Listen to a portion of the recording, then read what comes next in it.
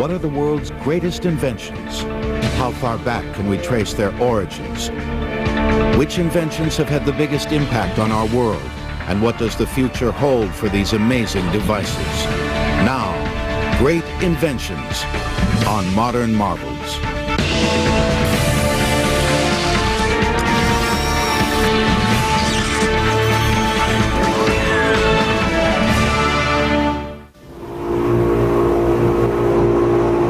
In today's world, technology and invention progress at an astonishing speed.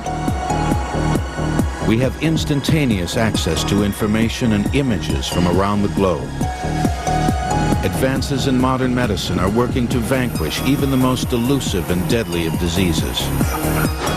We can travel great distances in a matter of hours and travel beyond Earth into space. All of this is possible because of humankind's desire and ability to invent. But many of our greatest modern inventions often had humble, ancient origins, key discoveries that led the way for great inventions to follow. But what makes a great invention? Great invention has a kind of elegance and a kind of projection. It doesn't solve one problem. It opens up the opportunity to be applied to a variety of problems, and it opens up new opportunities. One invention that has played a key role in many of society's greatest inventions is also one of history's oldest technological devices, the wheel. Though the exact origins of the wheel as we know it are unknown, it is believed that the combined use of wheel and axle as a device for transport was first seen around 3000 BC in the ancient civilization of Mesopotamia. What's really important is the wheel, as used on farmers' carts, allows for the movement of crops from the farmlands into the cities, and the more efficient that you can move crops and foodstuffs in from the farmlands into the cities, the bigger the population you can have. But the wheel had even more ancient uses. With the discovery of rotary motion as early as 8000 BC, enterprising inventors of times long past found the wheel to be an important and versatile tool. They began using forms of the wheel to aid in their everyday tasks. Flywheels and pulleys allowed for heavy stones and rock to be lifted, allowing cities to rise up quicker, higher, and more efficiently. Water wheels became a primary source for generating early forms of power. And rotating gears became the essential device in an endless variety of tools and machinery, helping to spark the Industrial Revolution. The wheel and rotary motion made the creation of another civilization-changing invention possible, the steam engine. The steam engine propelled the world into a new age of transportation. Popular legend has it that 18th century inventor James Watt discovered the power of steam when he observed the lifting lid of a kettle of boiling water. The truth is that man had been aware of the power of steam for countless centuries, long before Watt ever sat down for his first cup of tea. As early as 100 AD, ancient writings told of a rotating steam turbine wheel created by Hero of Alexandria. The device was described simply as a sphere of Aeolus, but Hero never realized the potential uses of his creation and dismissed it as nothing more than a simple toy to keep a drowsy emperor awake. It would be nearly 2,000 years before a practical steam engine would be invented. The steam engine was originally conceived to pump water out of very deep mines. And it soon became applied to lots of other things, especially for driving all sorts of mills. Most closely associated with the creation of the steam engine is 18th century English engineer and inventor Thomas Newcomen. Newcomen designed and built one of the first practical atmospheric steam engines around 1712.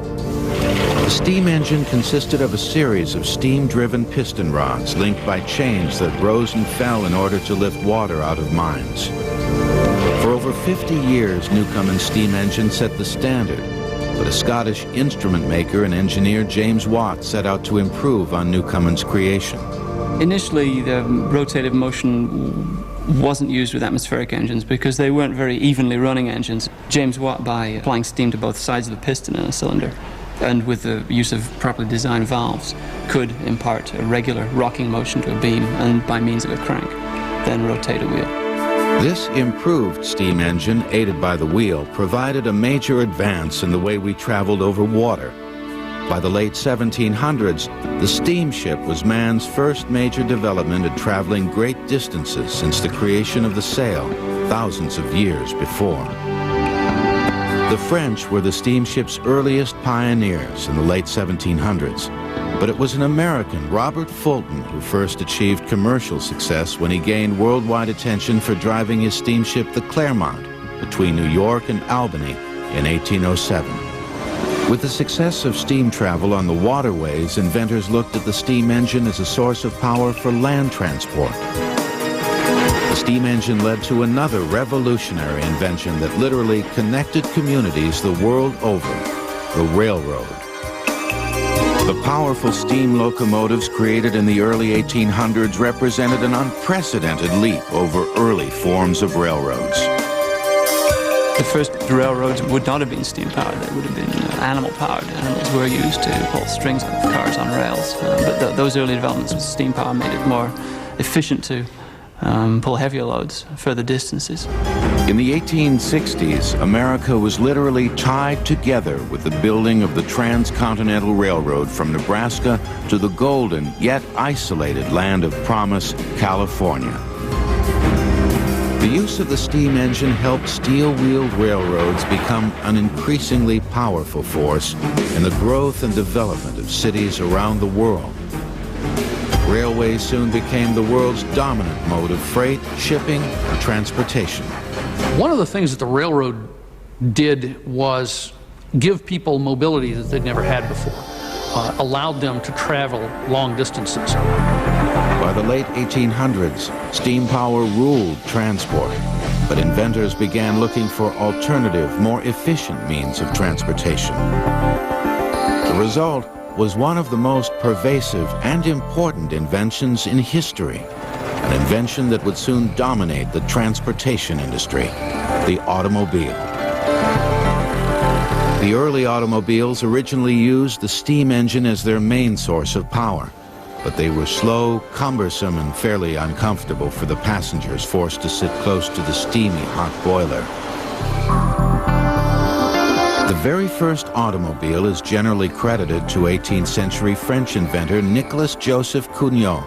His vehicle was financed by the French government and was originally designed as a steam-propelled three-wheeled artillery wagon. With a top speed of 2 miles per hour, the vehicle ran out of control during a demonstration and crashed into a wall. But it is 1880s German inventor and automaker Carl Benz who is generally credited as the father of the automobile. Carl Benz and his contemporary Gottlieb Daimler are important because they're really the first people to not only come up with, in their case, gasoline-powered road vehicles, but they persisted at it and eventually developed vehicles that they sold for market. One man who perhaps more than any other would revolutionize the automobile industry with his gasoline-powered automobiles was Detroit automaker Henry Ford. Ironically, it was an early steam engine that inspired the automotive pioneer. The first self-powered vehicle that Henry Ford ever saw as a boy was one of these steam traction engines.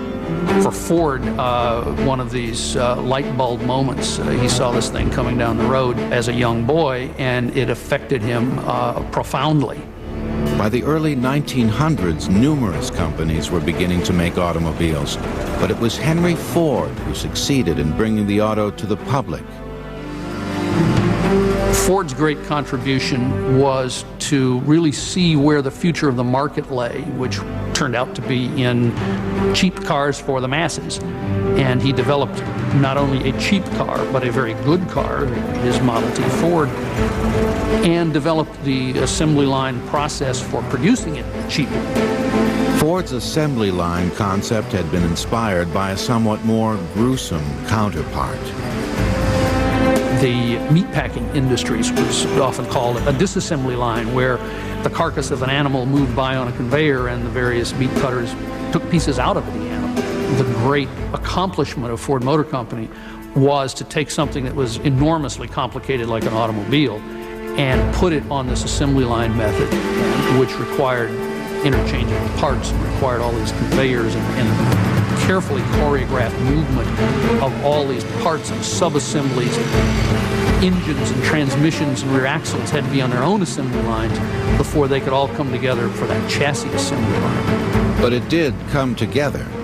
With the assembly line in full force by the 1920s, the price of the Model T, or Tin Lizzie as it was known, had dropped from $850, a staggering figure for the day, to only $260. By the time the Model T stopped production in 1927, 17 million had rolled off the line. The automobile is probably the most influential invention of the first half of the 20th century. It had such huge ramifications. It reshapes the landscape. You end up with things like the interstate highway system. It results in not the death, but the decline of the railroads, which were the great 19th century industry. The enormous popularity of the automobile would forever alter transportation. And perhaps more than any other device, it is the wheel that helped facilitate a transportation and industrial revolution. There are nearly 300 million cars in the U.S. alone, over 40% of the world's automobile population. Great Inventions will return on Modern Marvels. Many key inventions, such as the wheel, were a product of discovery, often accidental, by practical beings looking for solutions to everyday problems. By contrast, the study and harnessing of electricity was a direct result of scientific research. Scientists in ancient Greece learned that if you rubbed amber, or electron in the Greek language, it created a magnetic force that would attract light objects such as feathers. Viewed as a mere amusement, these ancient Greeks had no idea how to harness this force. It was not until roughly 200 years ago that scientists finally began to discover viable methods of harnessing electricity. Perhaps most famous was Benjamin Franklin, who in 1752 flew a kite in the midst of an electrical storm. He first noticed that strands of thread stood on end, as if suspended on a common conductor. When Franklin touched the attached metal key, he received quite an electrical shock. With this jolt, Franklin had proven that electricity was manifested in the clouds in the form of lightning. Franklin wrote in his own publication, Poor Richard's Almanac, that his invention of the lightning rod could secure houses from lightning blasts by directing the powerful bolt of electricity into the grounded metal rod instead of the structure itself. As Franklin's lightning rods appeared on homes across America, an outraged clergy remained vehemently opposed to the invention. They believed that lightning expressed the wrath of God and should not be tampered with. As knowledge of electricity grew, inventors saw that this awesome force could be stored for later use. They developed a groundbreaking energy storage device that would ultimately fuel the communications industry, the battery. The battery has really an interesting sort of impact on the development of electricity. On one hand, it provides that basic building block that allows for experimentation in telegraphy, in telephony, and even in early wireless telegraph. But the search for a usable battery was not a new one. There is speculation that a crude form of electrical battery may have appeared in the 1st century A.D. In 1938, an Austrian scientist working in Baghdad uncovered a small pottery jar with a copper tube and iron rod running down its middle. Testing showed that the battery did emit small electrical charges, but not enough to provide any real source of power. Since it was discovered in what was clearly the house of a magician and medicine man, however, many others dismiss it as nothing more than a simple magic trick used to instill awe, perhaps even fear, in all who saw it. The first authentic battery, as we know it, does not appear until the early 1800s, when Italian inventor Alessandro Volta created the first viable energy storage device. What it consists of is a pile of plates, and in fact it's sometimes called a Volta's pile, because it's literally a pile of metal plates alternating copper and nickel, or copper and silver, with an acid in between, or copper and zinc, another pile. And the bigger pile you make, the more current you can get out of your battery. Volta's invention of the battery was truly groundbreaking. For the first time in history, the powerful force of electricity could actually be stored and used as a source of energy. In the middle of the 19th century, minor improvements were made to the battery. Now, known as wet cells, they basically consisted of a jar of acid with metal electrodes stuck inside. The acid caused a chemical reaction that produced electrons, which flowed through the metal electrodes to provide power to the attached device. Continual improvements were made to the battery. Inventors soon found it to be an indispensable device in their latest life-changing creations. The simple battery became a key element that ultimately fueled major advances in instantaneous communication. Less than 150 years ago, communications were mostly limited to messages delivered in person. As the scientific knowledge grew that electricity could be transferred from one place to another, inventors began to experiment with the possibility that the same principle might apply to communication. The result was a great invention that took the first steps toward bringing the world closer together. Instantaneous communication was now possible for the first time in history with the telegraph. The telegraph is based on the battery and the electromagnet, both of which are inventions of the very early 19th century. All you have to do to make a telegraph is simply string a wire over a distance, have an electromagnet attached to one end, and have an on-off switch at the other end. And that allows you to send a message. And then when you apply a code, dots and dashes, for example, so that you can represent numbers, letters of the alphabet, that sort of thing, then in fact you can send any message you want over any distance you want that you have the wire strung. Using his coding system of dots and dashes, American inventor Samuel Morse was the first to successfully send a telegraph message in 1844, with a demonstration line set up between Washington, D.C. and Baltimore. The message that Morse sent was a simple but powerful one. What hath God wrought? The growth of the electromagnetic telegraph was truly dramatic. In only 20 years after Morse had laid his first line between Washington and Baltimore in the mid-1840s, we had people putting in undersea Atlantic cable to transmit messages between the continents. The battery-powered telegraph gave rise to a whole host of electrical inventions.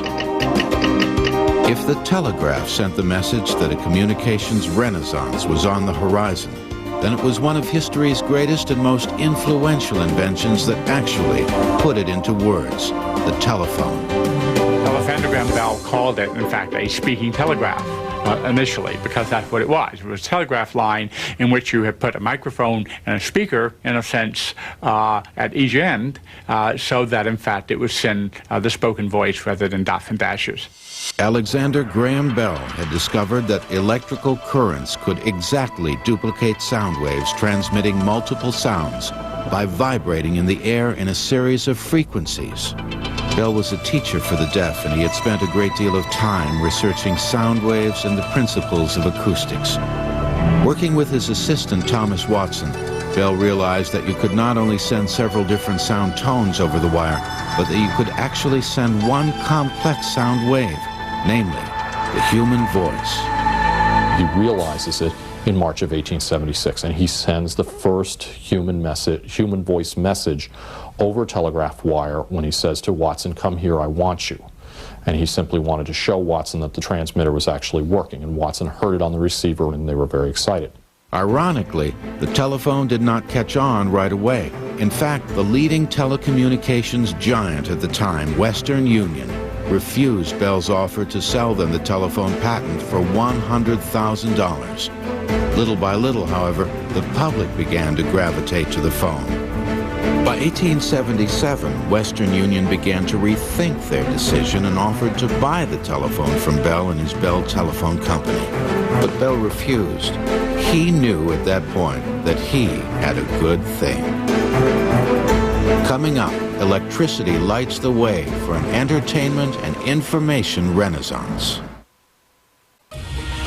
With the invention of the battery, scientists had learned how to harness small amounts of electrical energy. But stronger, more powerful currents of electricity would lead to more great inventions. The advances in electrical power now depended on the development of mechanical methods of generating electricity. Inventors were continually finding new ways to harness this powerful force of nature. One key invention literally ushered the world out of the Dark Ages, turning night into day and affecting virtually every aspect of our daily lives. That simple but life-changing device, the light bulb. The search for a usable light dates back to the 1830s as an alternative to the smoky, dangerous gas and oil lamps that had been used until that time. The principle for the electric light was simple. If you heat something such as logs on a fire, the particles will glow and emit light. The problem was figuring out how to control it. By the early 1870s, extremely bright lights that produced an electrical arc between two carbon poles were being used as street lamps, but there was no way to control the luminosity. While there were many inventors around the world working to create a viable light bulb, it was American inventor Thomas Edison who finally succeeded. Edison is actually a late entrant into the contest for creating a successful light bulb. Edison was already world-renowned for his initial inventions, contributions to the telegraph industry, and the invention of the phonograph. He was already known as the Wizard of Menlo Park. Edison had boasted that he would have his light bulb completed in only a few months. Edison, if nothing else, was full of confidence. It took him more like a year and 3 months, but he did indeed produce it. And again, carbon turned out to be the critical substance, and he found that if he had a thin piece of carbon, some trick in getting that thin piece of carbon, and again put the electric current now through the carbon instead of between the carbon poles through the carbon. You heat that carbon up and it glows, and it glows bright but not too bright. I firmly believe that the machine age will favorably affect the lives of the workers. It is impossible, however, to forecast what electricity and invention will make of the world 100 years hence. Thomas Edison was right. There was no way he could have predicted the impact that electricity or his own invention of the light bulb would have on history. The invention of the electric light bulb in 1879 profoundly changed society. The visionary inventor also saw beyond the light bulb, and within a year, Edison had laid the groundwork for a complete electric light and power distribution system. I can't think of anything that changes the way in which we live, domestically, at work, or in the community, more than the light bulb. Lighting at work allowed for shift work, overnight work, increased the efficiency of laborers. It also made transportation entirely different. The light bulb also changes entertainment. It changes the way in which we advertise materials. It literally changes work, play, and home life dramatically. With his creation of the light bulb, Edison had also in effect created the electronics industry. He had placed his carbon filament electric light inside of a vacuum-sealed, airtight bulb. Over the next couple of decades, an Italian inventor named Marconi took Edison's concept of an electrical property charged in an airtight bulb and developed it into another great invention that would help usher in mass communications, the vacuum tube. The vacuum tube turns out to be an efficient way of both detecting and producing radio waves. One of history's most influential and enjoyable inventions would, for the first time ever, bring a world of information and entertainment into the home: radio. When the new concept of radio was introduced early in the 20th century, it created a revolution. key element of radio was first an understanding that there were radio waves. This is James Clerk Maxwell in the 1860s, and he describes the elements of non-optical radiation and that this should be available. Heinrich Hertz in the 1880s produces radio waves. And then it's a bunch of people in the 1890s, Marconi, of course, Nikola Tesla, and others who were experimenting in various ways to make this a practical device where you can send a radio wave from here and receive it over here efficiently. Guglielmo Marconi did exhaustive tests to demonstrate that radio waves would in fact travel through the air. Once a signal such as Morse code or voice transmissions were added, it was discovered that this wireless signal frequency could be transmitted to a receiver. In the year 1898, Marconi sent his first radio message across the English Channel, a distance of nearly 20 miles. The implications of this wireless telegraph were enormous. Ships in the middle of the ocean could now send distress signals at the first sign of trouble, a feat previously impossible with the wired telegraph. By the 1920s, the signal sent had progressed from a series of clicks to voice transmissions, causing radio to become a cultural phenomenon. Around she goes. And sailing is down.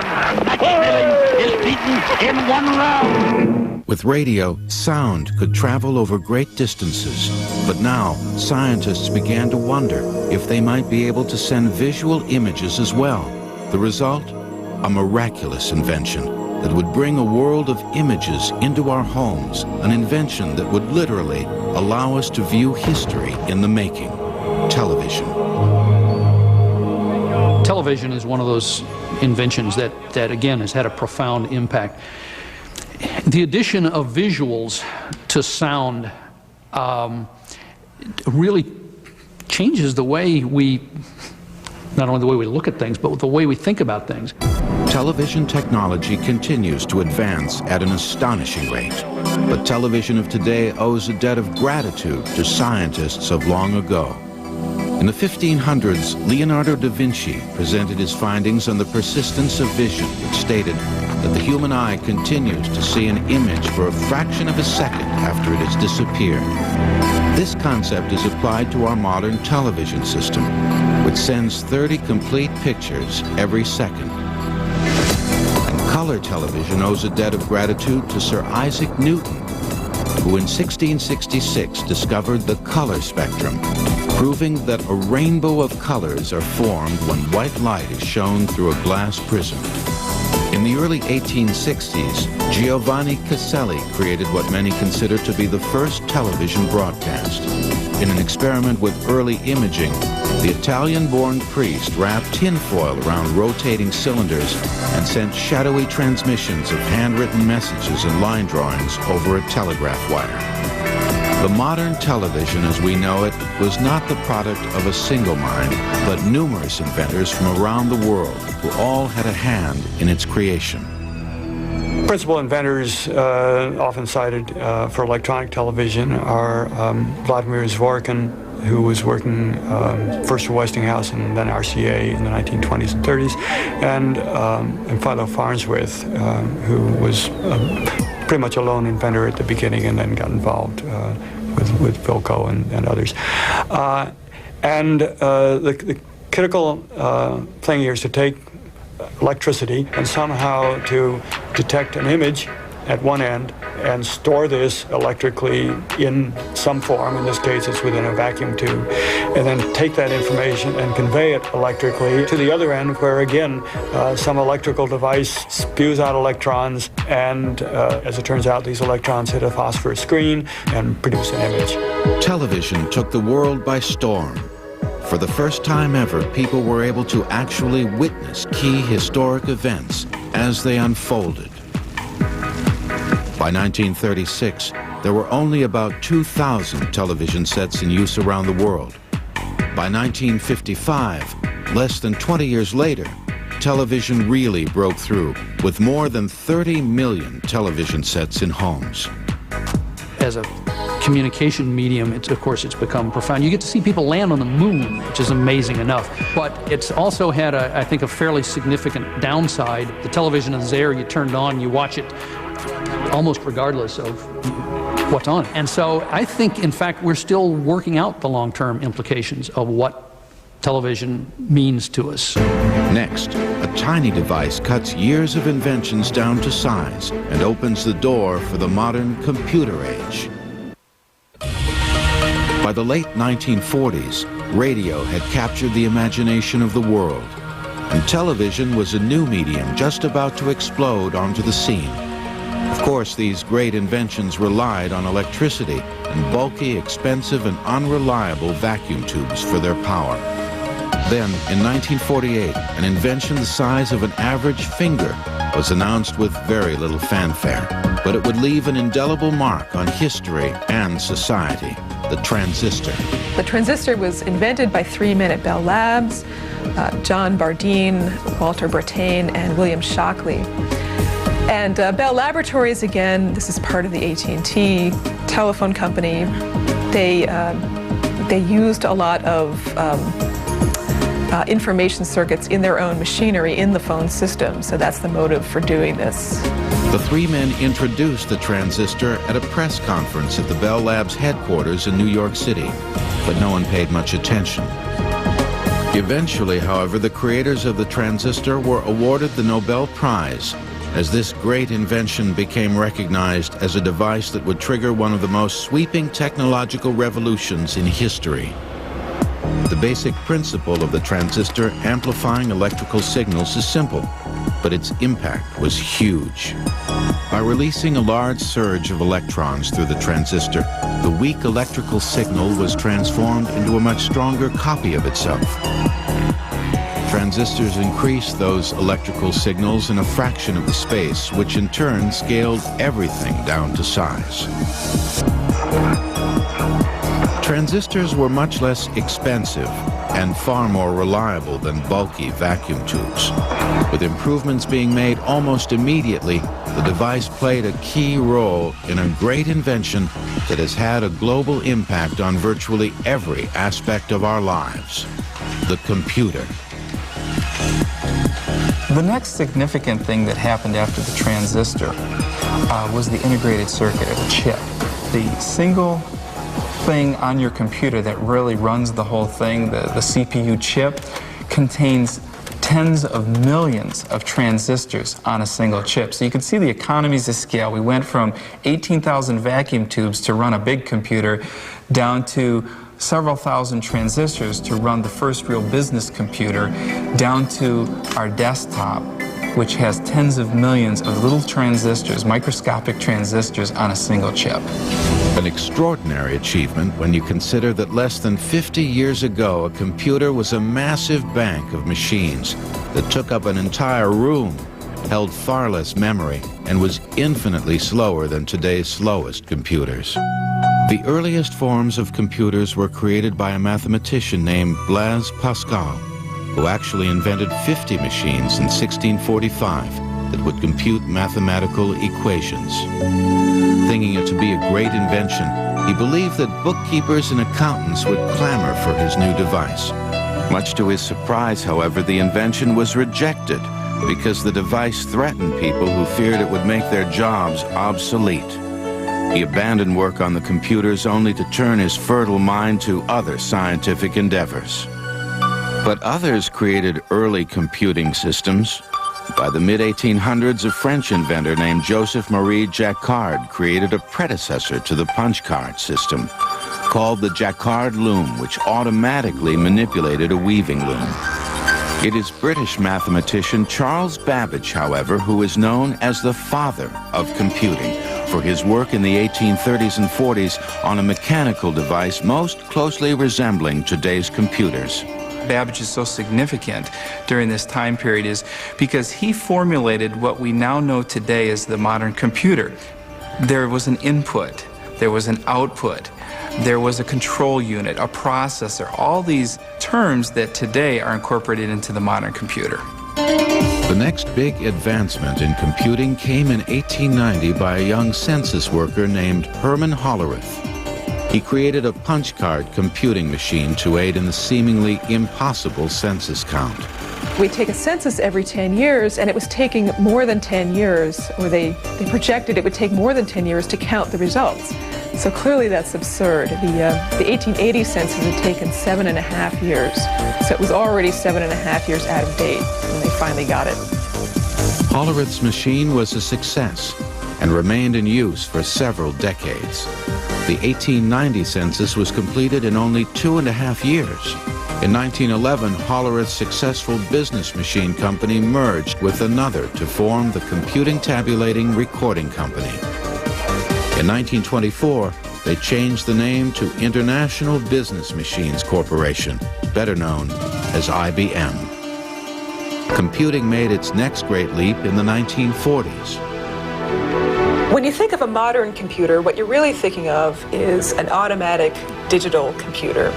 And the first automatic digital computer was the ENIAC, the electronic numerical integrator and computer.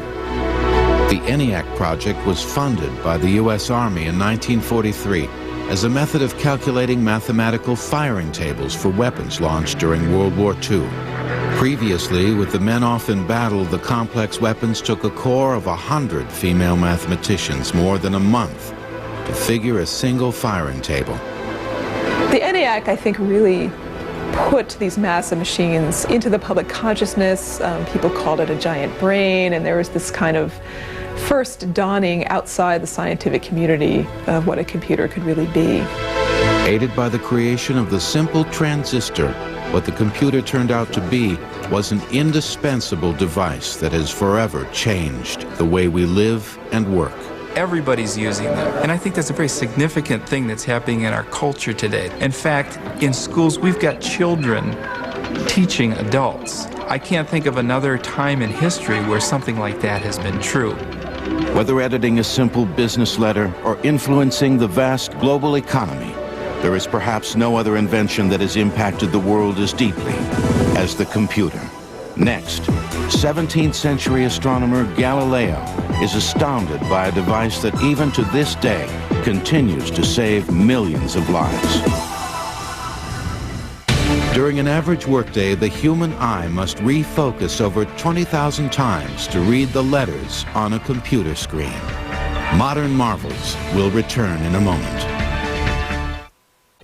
Perhaps the greatest advances in modern medicine can be attributed not to surgical techniques or the discovery of new drugs, but another great invention, the microscope. It was not until the invention of the microscope that scientists were able to detect and defeat deadly bacteria. While the practice of healthcare in one form or another is as old as civilization itself, early scientists were truly working in the dark until they began applying the principles of optics and lenses to their research.